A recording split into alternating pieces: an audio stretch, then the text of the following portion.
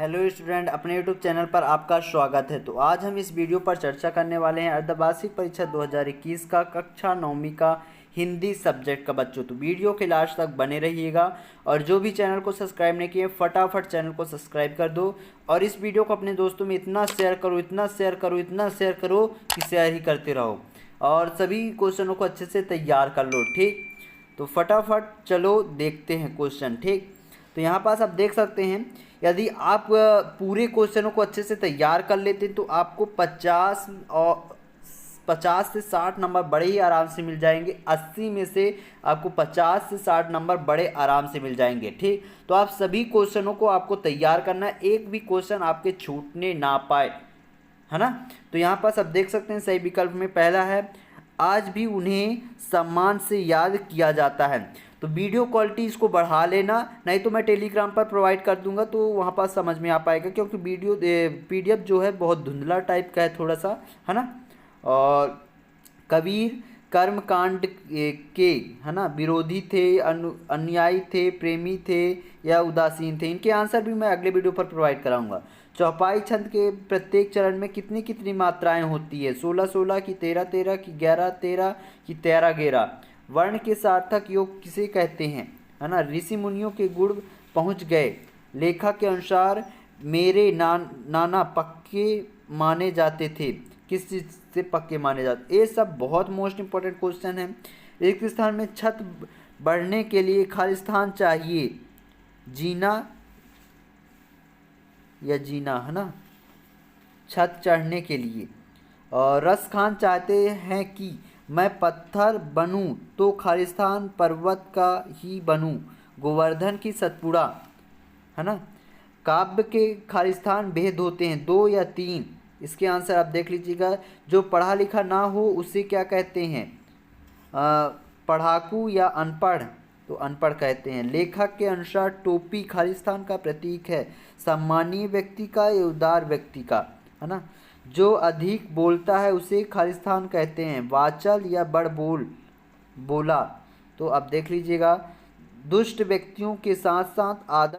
मैं बताऊंगा एक न्यू ऐप के बारे में जो स्टूडेंट में काफ़ी पॉपुलर होते जा रहा है। चाहे कोई क्वेश्चन हो या कोई डाउट हो या कोई कॉन्सेप्ट समझ में ना आ रहा हो, बोर्ड हो या जेईई की पढ़ाई में जो भी दिक्कत आ रहा हो, तो उसका सोल्यूशन है फिलो ऐप। डाउट को किसी भी टाइम क्लियर करें इन दिस 3 स्टेप। सबसे पहले इस ऐप को प्ले स्टोर से डाउनलोड कर लें, अपने फ़ोन नंबर से इजली साइन अप करें, क्वेश्चन का फोटो लें या उसे टाइप करके सबमिट करें। फिलो आपको 60 सेकंड में इंडिया के टॉप टीचर्स के साथ लाइव कॉल पर कनेक्ट कर देगा और यदि आप मेरे कोड यूज़ करेंगे तो आपको 10% डिस्काउंट मिल जाएगा।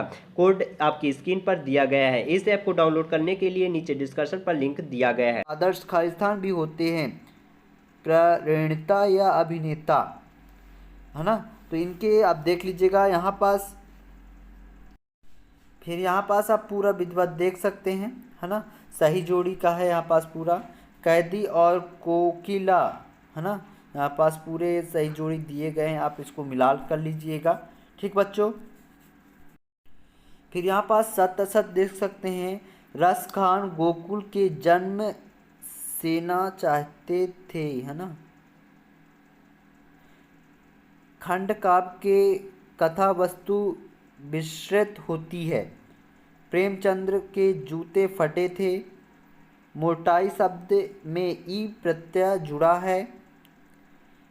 लोकोक्ति का अर्थ है लोक में प्रचलित उक्ति। और मनु के मन में स्वयं की आज़ादी के प्रति जुनून था, है ना।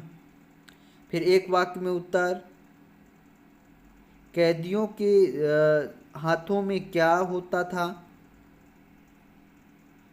क्योंकि बार बार आकृति होने पर कौन सा अलंकार होता है?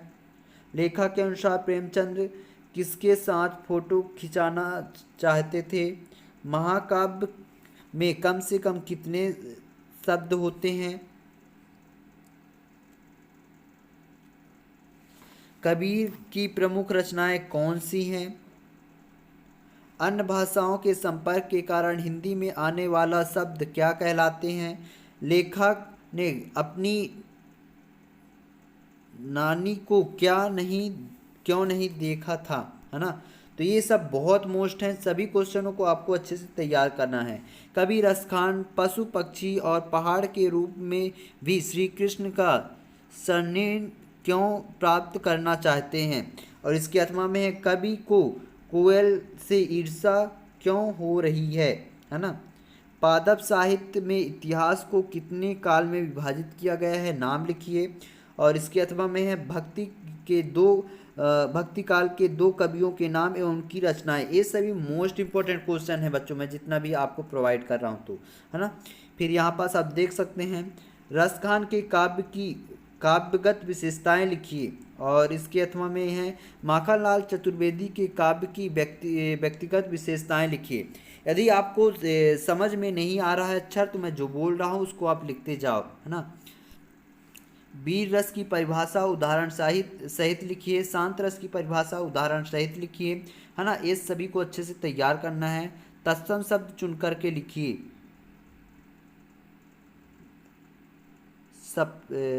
सपना, शक, स्वप्न, हाथ, हस्त। और अथवा में मूल शब्दों के बाद दिए गए शब्दांश जोड़कर शब्द बनाकर लिखिए, है ना। सम्मान धन इत, गरीब धन ई, लकड़ धन हारा, लकड़ धन आहट। छोटी बच्ची को बैलों के प्रति प्रेम क्यों उमड़ आया, है ना। एक क्वेश्चन, आज की उपभोगवादी संस्कृति हमारे दैनिक जीवन को किस प्रकार प्रभावित करती है। तो ये सभी क्वेश्चन बहुत मोस्ट हैं बच्चों, है ना। इनको अच्छे से आपको तैयार कर लेना है। और बहुत सारे क्वेश्चन हैं, देख लेते हैं। यहाँ पास आप देख लीजिए एक अपठित गद्यांश है ना, इसको आप देख लीजिएगा। काव्यांश का संदर्भ सहित व्याख्या कीजिए। ऊंचे कुल का जन्मिया, ये वाला, निंदा सोई तक। और क्या गाती हो से लेके कोकिल बोलो तो, है ना, ये वाला।